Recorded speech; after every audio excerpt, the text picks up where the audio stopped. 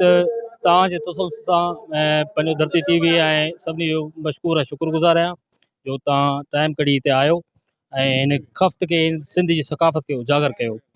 ऐं ईद जे ॿिए ॾियारो आहे, सभिनी मुस्लमान भाइरनि खे ईद जूं वाधायूं।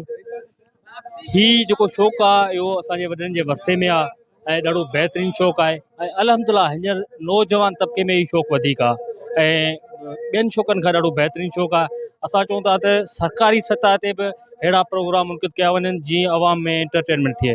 रहियूं सभिनी दोस्तनि भाइरनि साथियुनि जेको निजड़े मैसेज ते अची गॾु थिया आहिनि उन सभिनी जो तहे दिलि सां शुक्रगुज़ार आहियां। अलाई असांजो घोड़नि जो शौक़ु आहे जो सिंध जो सम्झि सकाफ़ती शौक़ु आहे।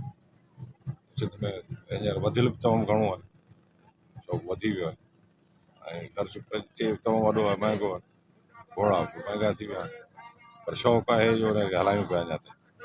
ईद खां ॿिए ॾींहं जेको ही टेंशन वारो माहौल आहे उन में हिकिड़ो ख़ुशीअ जो लम्हो आहे ऐं अहिड़ा इवेंट हुजणु खपनि ही जेके आहिनि त सिंध जी सकाफ़त खे ज़िंदा रखियो अचनि ऐं असां चाहियूं था त अहिड़ा हर महीने हर ईद ते हुजणु खपनि जीअं आवाम खे को एंटरटेनमेंट मुहैया थिए।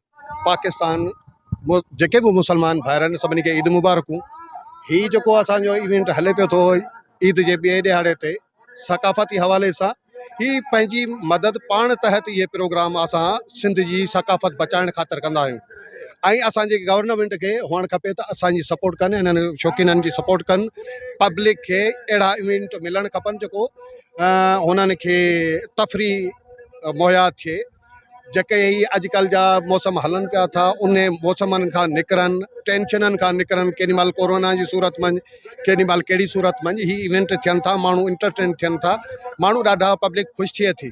बाक़ी सरकार खे इहा इल्तिजा कंदुसि त असां ख़फ़्तनि जी या सिंध सकाफ़त जी सपोर्ट करणु खपे। पहिरीं त असीं थोरा थियूं ॾाढे बचल आरी सरजा जो एॾो ज़बरदस्त मेलो लॻराई ऐं ॿियो त ई घोड़नि जो जेको असांजो सिंध जो सकाफ़ती शौक़ु आहे इनखे उजागर करण लाइ असीं शौक़ु बि करे वेठा आहियूं। असीं पाण ॿियनि खे ॾिसी शौक़ु में आहियूं, वॾनि खां वठी आया पर असीं चाहियूं था त नौजवान तबिको इन में अञा अचे ऐं इन शौक़ के सिंधी सकाफ़त के वधि खां वधि मथे। ये सिंध की सकाफत है और आज बहुत अच्छा प्रोग्राम रहा है।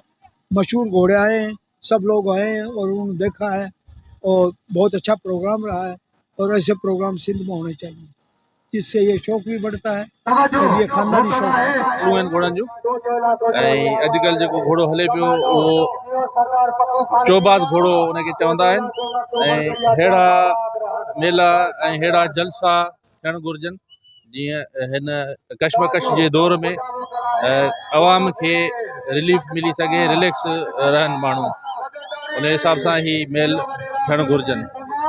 ऐं सरदार यासिर उठो जीअं त ही घोड़नि जे जलसे हिसाब सां मुंहिंजो इहो चवणु आहे त हिकिड़ी सिंधी सकाफ़त आहे ऐं 15-20 ॾींहं जा महीने ते ही थियणु खपे, छो त हींअर जे दौर ऐं वक़्त जे हिसाब सां जेको आहे हर माण्हू टेंशन में वरितो पियो आहे, उन हिसाब सां ही थियणु घुरिजे। अली रज़ा रिंद संजर चांग तालके चंबाई घोड़ा जोड़नि पिया जंहिंमें ही तमामु हिकिड़ो सकाफ़ती प्रोग्राम आहे असांखे ऐं इन्हनि खे असांखे छॾणु न खपे, इनखे वधाइणु खपे। इन सां असांखे हिकिड़ो शौर बि अचे थो ऐं तमामु प्यार मोहबत बि हिकिड़ी असांजी वधे थी, इलाइक़े में हिकिड़ी अवेयरनेस बि वधे थी।